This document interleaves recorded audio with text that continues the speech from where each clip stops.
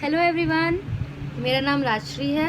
सबसे पहले तो मैं रोहित सर को थैंक यू बोलना चाहूँगी कि for the greetings on my success, और thank you for giving me the opportunity so that I can share my experience and learning through your YouTube channel रोहिलॉजी।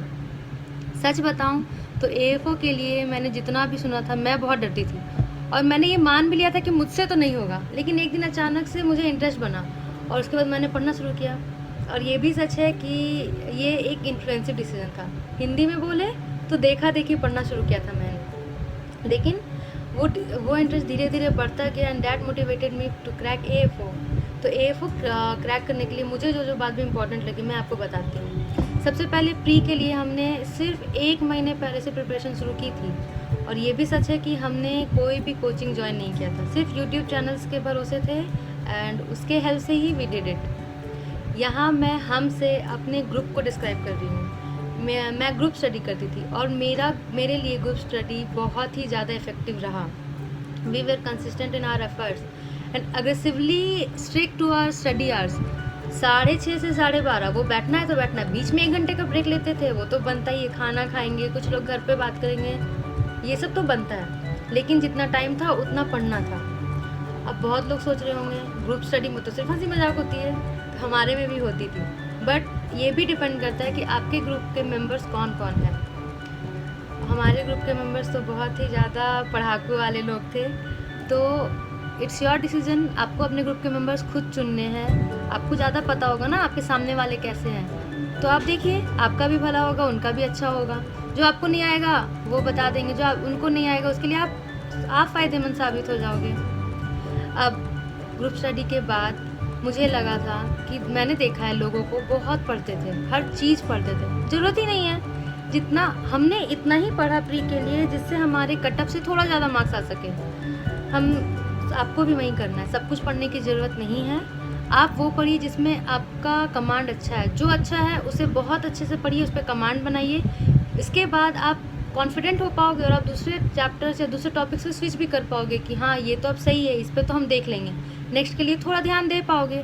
वो बहुत इफेक्टिव रहता है। सिलेक्टिव स्टडी करना है प्री के लिए, और सिर्फ पढ़ना नहीं है ना, क्वेश्चन सॉल्व करना है। बहुत क्वेश्चन सॉल्व करना है, जितना हो सके क्वेश्चन सॉल्व करिए।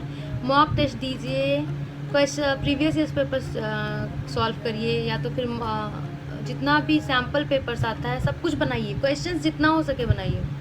As you know, self assessment का सबसे आसान तरीका होता है क्वेश्चन सॉल्व करना। इससे आपको आपका लेवल पता चल जाएगा, दैट विल जज योर परफॉर्मेंस। तो क्वेश्चंस बहुत सॉल्व करना है। ये हो गई प्री की बात। इसी के साथ हम लोग एग्ज़ाम्स के लिए प्रिपेयर हो गए एंड जो भी हुआ अच्छा हुआ। अब हम लोग आते हैं मेंस में। मेंस में क्या हुआ, हम लोग बहुत मेहनत करते थे, क्योंकि हमारी गलती यहाँ थी। हम सोचते थे प्री के बाद 1 महीने में सब हो जाएगा, लेकिन ये हमारी सबसे बड़ी गलती थी। प्री के लिए तो फिर भी 1 महीना काफ़ी होता है, लेकिन मेंस के लिए आपको अभी से लगना होगा। सब कुछ पढ़ना होता है। आपको तो पता ही है एग्रीकल्चर कितना वास्ट होता है। एग्रीकल्चर पढ़ना है, अलाइड टॉपिक्स पढ़ना होता है, स्कीम्स, कितना करंट अफेयर्स चल रहा है, सब कुछ बेसिक्स कुछ भी नहीं छूटना चाहिए। और उसमें भी soil science, horticulture, animal husbandry, agriculture engineering, ये सब बहुत इंपॉर्टेंट है। इनसे बहुत क्वेश्चंस पूछे जाते हैं। और स्कीम्स तो बिल्कुल नहीं छूटना चाहिए। आप अभी से लग जाओ, अपडेटेड रहो स्कीम्स से।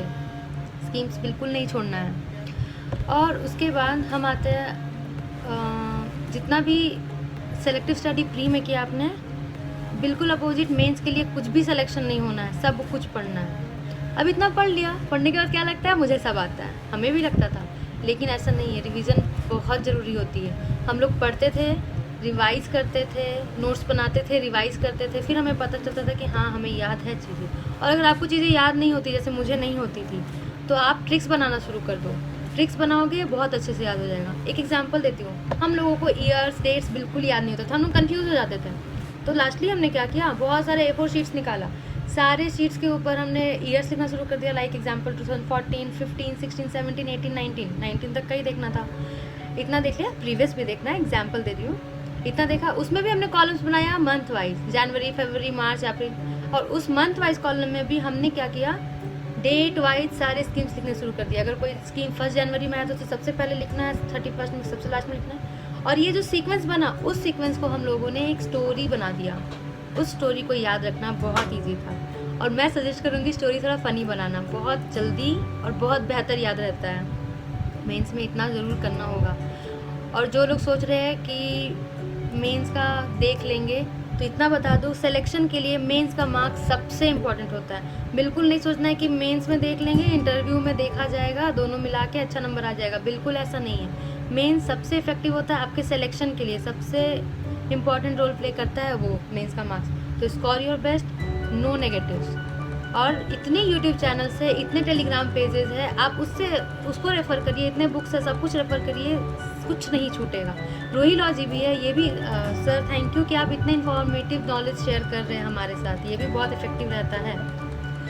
सबको पता है ABPS कोई भी ट्रेंड फॉलो नहीं करता है, तो फिर मेंस के लिए नो सेलेक्टिव स्टडी, सब कुछ पढ़ना है, कुछ भी नहीं छोड़ना है। इतना होने के बाद अब हम आते हैं इंटरव्यू में। तो वहाँ पे जो लोग बैठे होंगे वो आपका कॉन्फिडेंस और आपका एटीट्यूड चेक करेंगे। पिछले 2 एग्ज़ाम में तो आपका नॉलेज टेस्ट हो गया ना, लेकिन अब ये भी है कि जब तक कुछ नहीं आएगा तो फिर कैसे कॉन्फिडेंस आएगा, नॉलेज चाहिए। तो हाँ, ये भी सही है। सो इंटरव्यू के लिए make your self prepared with basic agriculture things, banking terms, current affairs, कुछ स्कीम्स पढ़ लेना है, सब कुछ हो जाएगा। कॉन्फिडेंट रहना है बस, ज़्यादा परेशान नहीं होना इंटरव्यू के लिए। आपका कॉन्फिडेंस चेक होगा वहाँ पे, थोड़ा अपने आप को प्रिपेयर रखना है इन सब टॉपिक्स में। और हाँ, रोल ऑफ AFO, ये तो उनका तकिया कलाम है, आपसे पूछेंगे ही पूछेंगे, तो इस चीज़ में विशेष ध्यान देना है आपको। सब कुछ पढ़ लेना, ऑलवेज कभी भी पैनिक नहीं करना है वहाँ। जो कुछ भी सिचुएशन आएगा उसे एक स्माइल के साथ आपको फेस करना है। बहुत ब्राइट स्माइल होना चाहिए। मेरे साथ क्या हुआ था, जो लोग मुझे जानते हैं वो पक्का रिलेट कर पाएंगे। उन लोगों ने मुझसे कहा, वहाँ के इंटरव्यूअर्स ने मुझसे कहा कि ये पहले आप कैंडिडेट है जो हमारे सामने बैठ के इतना हंस रही है। लोग मुस्कुराते हैं, ठीक है, आप हंस रही हो।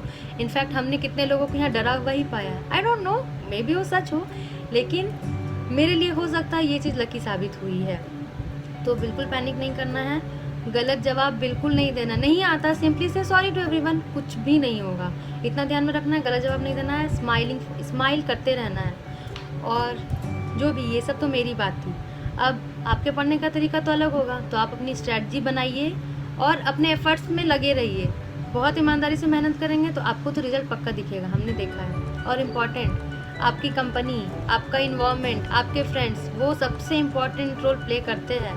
तो चूज़ वाइजली, किसके साथ रहना है, किसके साथ पढ़ना है, कौन आपके इन्वायरमेंट में है। बाकी कुछ भी हेल्प हो, हम लोग तो है, we are always there to support you and help you. So thank you sir, thank you everyone, all the best and keep rising.